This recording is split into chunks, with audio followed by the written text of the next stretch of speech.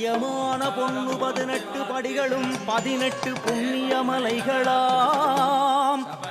ஆங்கு சத்தியமாய் 18 தேவதைகள் வாசமாம்.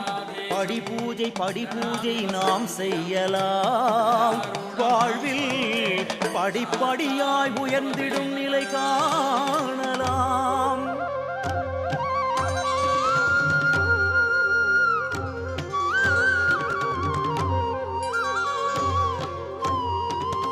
ஒன்றாம் திருப்படி சபரியின் வடிவம் திருவிளக்கேற்றி வணங்கிடுவோம். அங்கு நாகயட்சி எனும் தேவதை தோன்றிட சுவாமியின் சரணங்கள் உடன் விழிப்போம்.